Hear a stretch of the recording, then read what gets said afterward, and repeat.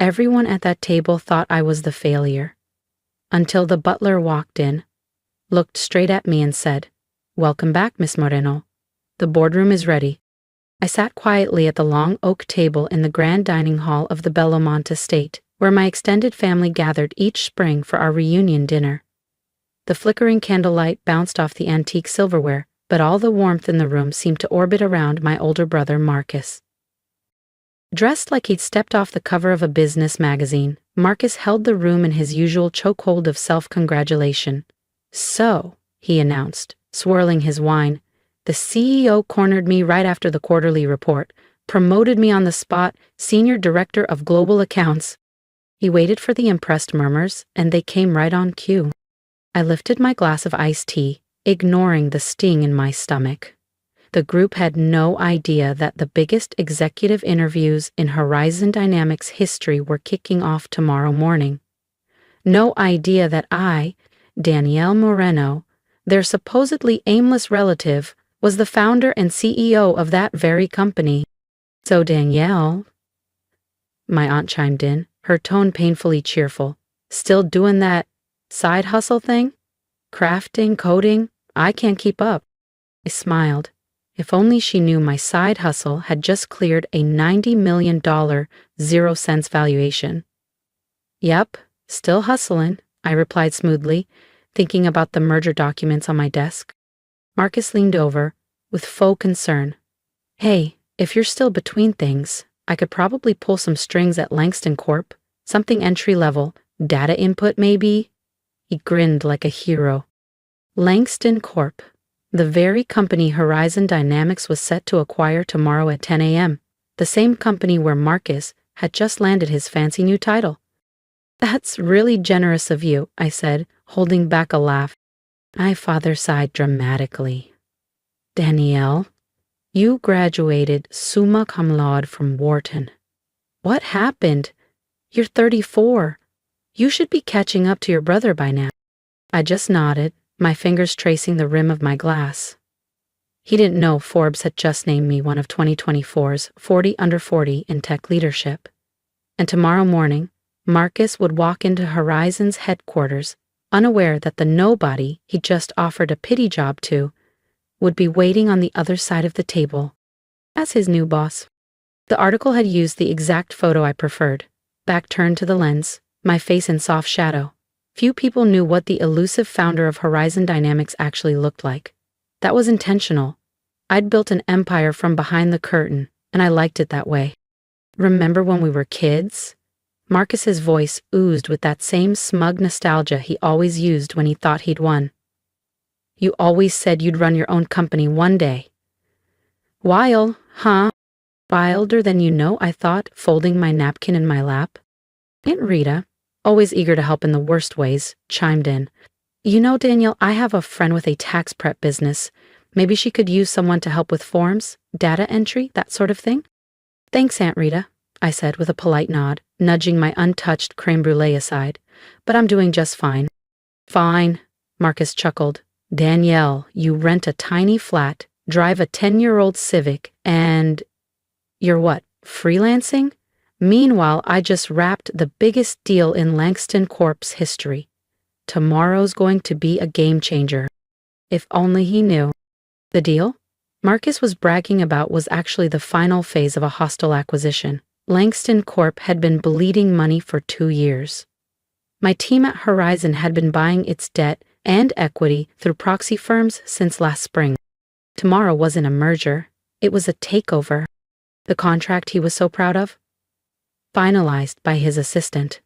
I'd watched the entire process unfold through anonymous video feeds. Not once did anyone question the silent observer in the background. "That's wonderful, Marcus," I said evenly. "I'm sure tomorrow will be transformative." He raised his glass to himself. "To success. Some of us were just born for it." Our father smiled at him like he'd just cured cancer. "That's my boy. Smart, strategic, a real leader." My phone buzzed, a message from my assistant. "Final list of Langston execs confirmed for interviews. Marcus is first. 9 o'clock IMing sharp." "Excuse me," I said, rising smoothly. I have to take this. My mother sighed. Still taking those late-night customer service shifts? I stepped into the quiet corridor of the Bellamont Country Club. The marble floors echoed under my heels as I checked the message again. Everything was in place, and tomorrow morning, Marcus would sit across from me, interviewing for a job. The executive suite had been prepped, security briefed, and the acquisition paperwork was neatly arranged in leather folders, embossed with the Horizon Dynamics logo. I stood near the tall window of my penthouse office, the skyline of Savannah glowing in the early morning haze. Everything was ready. Last night's dinner still lingered in my mind. The polished laughter, Marcus's smug smirks, my parents' subtle jabs. None of them had any idea that the freelancing daughter they pitied would be sitting at the head of the table this morning, not as their sibling, as their superior.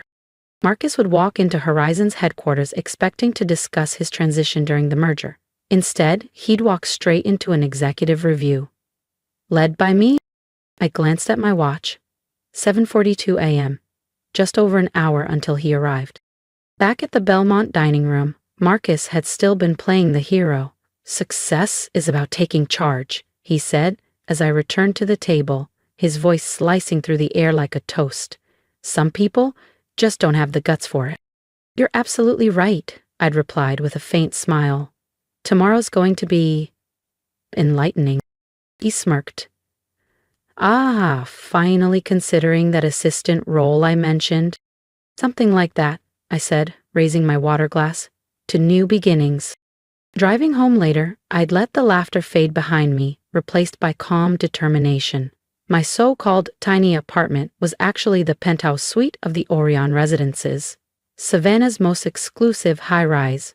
The vintage Porsche I parked in the underground garage, paid in full the same week I secured the final stake in Langston Corp.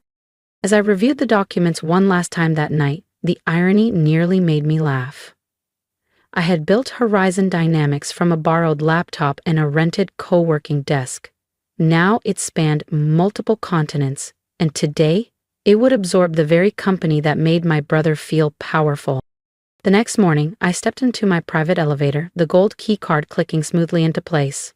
The numbers lit up, 30, 31, 32. Top floor, executive boardroom. I adjusted my blazer in the mirrored walls. Today wasn't about revenge. It was about recognition. And the moment Marcus sat across from me, resume in hand, I'd give him exactly what he thought I lacked: power, control, and clarity. Only this time I'd be the one making the offer, if I decided he was worth keeping. I stood in the corner office of Horizon Dynamics headquarters, watching the Savannah skyline bathe in golden morning light. The glass walls reflected someone far removed from the so-called failure my family thought they knew. A woman in a precisely cut steel and Marlowe suit. A woman in control. "Good morning, Ms. Moreno," my assistant Casey said as I stepped out of the elevator. "The Langston Corp executives are waiting in the main conference room. Your brother arrived 15 minutes early." Of course he did. Marcus always had to be first, always had to dominate the room before anyone else arrived. "How many times has he mentioned his new title?" I asked. AC tapped her tablet, barely suppressing a smile. 8 times. Also referenced the Langston-Anderson partnership 4 separate times. I smoothed my blazer, glancing once at my reflection in the brushed steel wall. "And security?" "In place, phones and devices collected, no leaks." "Good," I said, inhaling deeply. "Let's not keep them waiting." The Horizon boardroom wasn't just designed for meetings, it was built for moments like this. Floor-to-ceiling windows framed the skyline. Every chair was positioned with intention, the kind of space that made you feel either very big or very small. As we approached, Marcus's voice drifted into the hallway.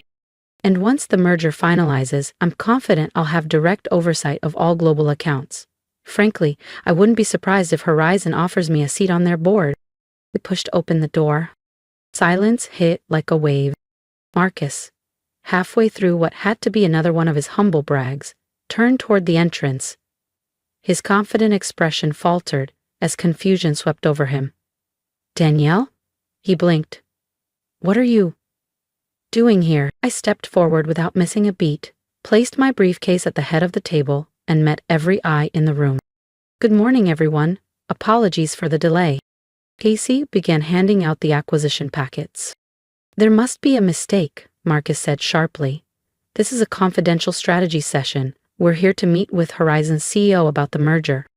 I calmly opened my folder. Correct. I'm Danielle Moreno, founder and CEO of Horizon Dynamics. I let the silence hang for a beat. Now, Marcus. About that merger. If you've enjoyed watching the quiet rise before the reveal, don't forget to subscribe, because the real power play is just beginning. The silence that followed was complete. Marcus had gone ghost pale, his designer suit suddenly looking more like armor cracked in battle. Around the table, the Langston Corp executives flipped through their folders in stunned disbelief. Just yesterday, they'd dismissed me as some underqualified consultant. Now realization was dawning fast. And painfully. This is a joke, Marcus finally said, voice tight. You're just a freelancer. There, its freelancer title, I replied calmly, was a cover, like the penthouse I live in, which happens to sit atop the Archer building. A building owned by Horizon Dynamics. He stared at me as if I'd just rewritten his entire identity. In a way, I had.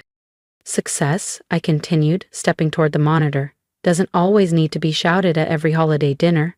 Sometimes, it speaks for itself. Click. The screen lit up with a timeline, 12 months of strategic acquisitions, dummy corporations, and quietly purchased equity. This isn't a merger, it's an acquisition. Horizon now owns 51% of Langston Corp, all through subsidiary buys completed over the past year. Marcus's expression twisted. Shock gave way to rage. You let me brag last night, while you were planning this behind my back, while I watched you take credit for your assistant's work, while you built your title off your team's labor and charity golf invites, I said, never raising my voice. Several executives exchanged looks. They'd suspected, some had even tried to speak up, but no one challenged Marcus. Until now. As of 9:00 a.m. today, Langston is officially a Horizon subsidiary. Effective immediately, the executive structure will be reviewed. Marcus shot to his feet, knocking his chair back. You can't do this. I'm senior director.